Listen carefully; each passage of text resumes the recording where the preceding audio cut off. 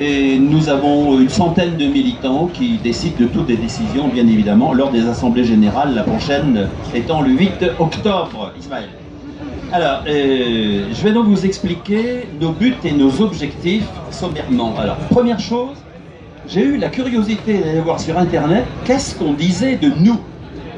Qu'est-ce que les autres disent de nous. Bon, alors je suis allé voir, parce que c'est important d'avoir le retour des gens. Arfals, pour ceux qui ne savent pas, Arfals, c'est la faucille. Bon, un symbole parlant en lui-même dans les années 33. Bon, il n'y avait pas le marteau. Bon. Et Skolvray, c'est l'école de Bretagne. Alors, je lis ceci, est une organisation bretonne progressiste et laïque créée pour développer et favoriser l'enseignement du breton. C'est également le nom de la revue publiée par cette association. Bon. Donc nous publions une revue qui sort malheureusement un peu trop épisodiquement, le dernier numéro étant consacré à minorité et impérialisme. On a tenu un colloque il y a quelques années à Brest, et c'était consacré ce colloque à la mémoire d'Yves Persson, Erwan Persson, qui a été un très grand président d'Arfals et aussi un spécialiste de l'histoire d'Afrique et en même temps un militant culturel breton. Comme quoi on peut faire marcher la lutte contre les impérialismes, les colonisations, y compris en Afrique, mais aussi tel que ça a pu se présenter à l'intérieur même de l'Hexagone.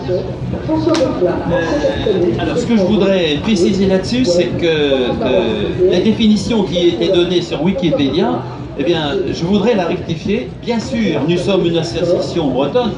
Nos mots d'ordre, c'est Bretagne, progressisme et laïcité. Bon. Pour nous, la Bretagne, je vais expliquer un petit peu ce que c'est, parce que au nom de la Bretagne, on peut dire et faire les pires conneries. J'ai pas besoin de raconter aux gens qui sont devant moi les conneries monumentales qui ont été faites durant la Seconde Guerre mondiale. Bon. Donc il fallait absolument, et nous, ma fierté, c'est de me démarquer justement de ces gens. Malheureusement, la tendance évolue encore, je ne citerai pas de nom évidemment. Nous sommes pour une Bretagne de gauche, une Bretagne progressiste, une Bretagne qui privilégie l'individu et qui défend les gens qui vivent et qui travaillent en Bretagne. C'est notre conception de la Bretagne, notre conception également de la laïcité. Il est évident que plus que jamais en ce moment, être laïque, ça veut dire respecter toutes les religions à condition qu'elles restent dans la sphère privée. Maintenant, les gens croient ou ne croient pas, c'est leur problème. Moi, je suis athée, Dieu merci, comme disait l'autre. Bon, c'est une. Alors, depuis cette définition, eh bien, je veux dire que depuis l'enseignement du breton, mon voisin donc a beaucoup parlé de l'enseignement du breton. Arfals a été fondé par Yann Soyer, qui est instituteur public à Plouriveau, près de Paimpol, qui n'est autre que le père de Monaouzou. Bon. Ce monsieur avait appris, donc il était haut breton, l'Oudéac, il avait appris le breton et était ami de Marcel Cachin, mais il était également ami de l'abbé Perrotte. Et lorsque Soyer est décédé en 1935, à son enterrement à Plouriveau, il y avait aussi bien Marcel Cachin que l'abbé Perrotte. Bon. Pour vous dire que, toujours pour Arfals, nous avons évolué depuis 80 ans. Nous nous sommes rendus compte que le breton était évidemment important. N'oubliez pas qu'en 1933, dans les campagnes de Basse-Bretagne, tout le monde parlait le breton. Les gamins qui venaient à l'école, ben, la plupart d'entre eux, ben, ils parlaient le breton, langue naturelle. Aujourd'hui, c'est pareil. Bon, il faut tenir compte de l'évolution de la réalité. Alors moi, je mets d'emblée les pieds dans le plat. J'entends très souvent, pas plus tard que lors du salon de Carhaix de l'année dernière, dans la bouche d'un monsieur qui est décédé tout à fait récemment, la formule de l'abbé Perrotte est Brison et Breizebet. Sans breton, il n'y a pas de Bretagne. Nous nous battons pour le breton, nous nous battons pour la Bretagne. Si jamais le breton disparaissait, il y aurait une Bretagne quand même. L'avenir de l'identité, de la spécificité, des particularités bretonnes, c'est la langue, mais il y a aussi le gallo, il n'y a pas que le breton. Et donc il faut le respect de la diversité, y compris en Bretagne. Je sais qu'il y a des gens pour qui on devrait parler breton, non pas de Ouessant à Tamanrasset, mais de Ouessant à Ancenis et à Redon et à partout, à Montparnasse. Il y a aussi le gallo, il faut tenir compte. Je balaye un petit peu. Le combat pour la langue bretonne, nous prenons notre part, mais je veux dire que la langue bretonne, si elle est sauvée, ce sera bien sûr en partie, mais pas uniquement, grâce aux écoles. Et je rends hommage aux écoles Diwan qui, les premières, ont osé dans les années un peu avant 81, 77, donc ont osé se lancer dans l'aventure, suivi peu après par les classes publiques bilingues. Et je m'honore d'avoir été le premier président des classes bilingues de Landerneau, fondé par Jean-Pierre Thomas. Et puis après, l'enseignement privé s'est mis également dans le coup. Alors Arfals a évolué, je veux dire, de la défense de la langue bretonne, nous avons évolué avant-guerre, après-guerre, parce que pendant la guerre, Arfals a eu la très bonne idée de ne pas s'engager et d'attendre que les choses se passent. Alors, et même pas mal de membres d'Arfals ont fait partie de la résistance, des gens comme Armand Caravel, par exemple, qui était un grand monsieur, Charles Zargal, etc. Après la guerre, eh bien, Arfals est reparti en organisant de très grands stages de langue bretonne, et très rapidement, eh bien, on a pensé qu'il était aussi, les gens qui m'ont précédé, qu'il était tout aussi important d'enseigner l'histoire de Bretagne et la connaissance du patrimoine breton. Alors je fais un bref résumé de l'histoire de l'association. En 1965, les gens qui étaient là ont eu l'initiative de créer Skolvreis, l'école de Bretagne. Parce qu'on s'est rendu compte, même si la loi d'Exxon avait été votée et mise en application en 1951, eh bien, elle ne suffisait pas, parce qu'elle se passait dans des conditions extérieures. C'était des heures supplémentaires, c'était des notes qui comptaient simplement pour les options, enfin, c'est resté encore très marginal. Et donc, il fallait faire porter l'effort, ça a été le rôle de Skolvreis d'abord vers les écoles, d'où la fondation d'une revue bilingue, d'où rapidement la nécessité également de fournir tout un matériel scolaire à tous les enseignants qui se lançaient dans l'étude de breton avec leurs élèves, mais également dans l'apprentissage de l'histoire de Bretagne, etc., tous les aspects de la culture bretonne. Donc, Arfals a évolué en ce sens, les écoles, et puis maintenant, nous sommes sortis des écoles, toutes les publications que nous faisons sont essentiellement ouvertes sur le grand public breton. Que ce soit les classes, hein, je ne vais pas apporter d'ouvrage scolaire, mais Jean-Jacques Monnier, un de nos membres éminents, a sorti de nombreux ouvrages d'histoire de Bretagne, maintenant plus de 200 000 exemplaires sortis, 4 DVD, j'ai apporté le bouquin sur l'histoire de Bretagne, et 4 CD, et 2 DVD en français et en breton. C'est-à-dire que pour nous, la connaissance de la Bretagne, de son histoire, de son patrimoine, sont aussi importants que la connaissance de la langue.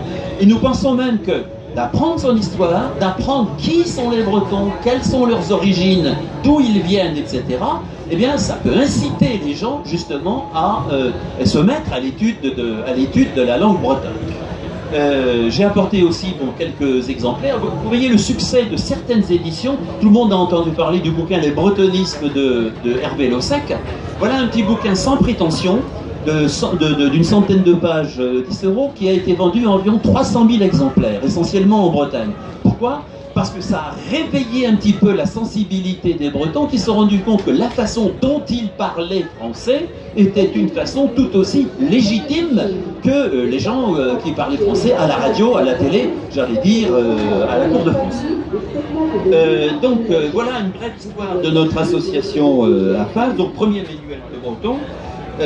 Alors nous continuons maintenant à travailler pour le breton. Nous faisons un stage d'apprentissage du breton tous les ans. Nous avons la chance de travailler avec Diwan, puisque notre stage depuis quelques années se passe au lycée Diwan de Carhaix, et depuis quelques temps nous avons des gens de l'étranger, nous avons des japonais, etc., des japonaises. Cette année l'une n'est pas venue parce qu'on lui dit qu'il y a des attentats partout en France et en Bretagne et qu'il ne fallait pas venir, et donc on est très bien reçus au lycée Diwan et on fonctionne très bien, et chaque fois on fait le plein avec 6 niveaux différents pour ceux qui veulent apprendre le breton, soit du niveau 0, soit des gens qui parlent déjà le breton, et un niveau pour les enseignants qui veulent se perfectionner en matière de pédagogie.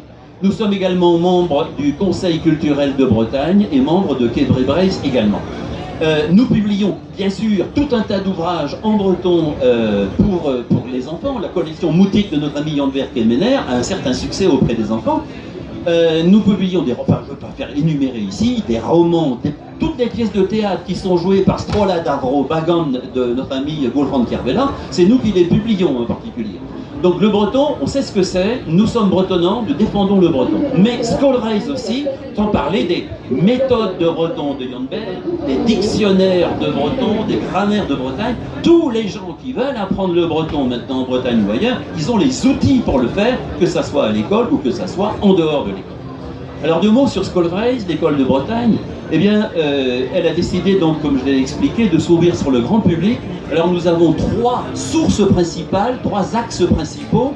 Le premier, je ne vais pas insister, j'en ai parlé, c'est tout ce qui concerne la langue bretonne pour que la langue bretonne puisse vivre, non seulement se maintenir, se développer, comme disait mon voisin de droite, toutes les langues se valent, toutes les langues peuvent exprimer toutes les nuances de la pensée, encore faut-il que le vocabulaire existe, et nos amis linguistes comme Francis Favreau, eh bien ils ont travaillé énormément pour que tout ce vocabulaire technique, justement, puisse exister. Deuxième aspect, c'est l'histoire de Bretagne, j'en ai parlé un petit peu également. Que ce soit des bouquins sur l'histoire depuis les origines jusqu'à nos jours. On a sorti récemment un bouquin, par exemple, spécialisé sur les voies romaines en Bretagne, qui connaît un certain succès, de notre ami Jean-Yves Éveillard. Alors j'ai parlé des CD, j'ai parlé des DVD, ça c'est l'histoire. Et tout le reste, c'est tout ce qui concerne le patrimoine breton. Alors le patrimoine, c'est tout ce qu'on voudra, c'est-à-dire, j'ai apporté trois exemplaires de la revue Skolreis. Si vous voulez tout savoir sur les phares bretons et la façon de préparer le geek à farce, Patrick Hervé, il vous dira tout ce qu'il faut savoir là-dessus. Si vous voulez savoir tout sur le cinéma, toutes les îles bretonnes qui ont donné lieu à des films sur la Bretagne, ça vient de sortir, c'est le dernier numéro de la collection bleue que nous avons. Hein. C'est le numéro 71 de la collection bleue, donc le cinéma breton et les îles. Et notre ami Jean-Marie Leclésion, j'ai apporté un exemplaire ici, il nous a fait l'amitié de discuter avec nous il y a environ 2 ans maintenant, et de montrer combien il était de tout cœur avec nous, combien il regrettait, lui, de ne pas avoir été élevé en breton et de ne pas pouvoir parler breton. J'ai eu la chance de recevoir un mail encore de lui il y a 3-4 jours, et il essayait de distriper un peu le breton, de mettre le peu de breton qu'il savait, en encourageant nos efforts pour la défense donc, de la langue et de l'histoire et de l'ensemble du patrimoine breton. Pour ne pas monopoliser la parole, je voudrais faire une conclusion provisoire, de façon à ce que vous cerniez mieux qui nous sommes, bien sûr. Eh bien, notre action, notre façon de lutter à Arfax, bref, j'ai dit progressiste, laïque et bretonne, nous sommes évidemment contre le nivellement, contre la mondialisation, contre le fait que, pour certaines puissances d'argent, eh bien, l'individu ne compte pas, il n'y a que le côté consommateur qui existe. Nous sommes contre la marchandisation de l'individu. Chaque individu, quelle que soit la couleur de sa peau, sa religion, son absence de religion, a la même valeur. Nous sommes contre la pensée unique. Je vais dire la pensée unique. Nous, au sein de l'association, Ismaël le sait très bien, on a essentiellement de gens de gauche, mais même s'ils ne sont pas engagés dans telle ou telle partie de gauche, il faut qu'ils soient d'accord avec les grandes options que nous avons, et en ce sens, nous sommes progressistes.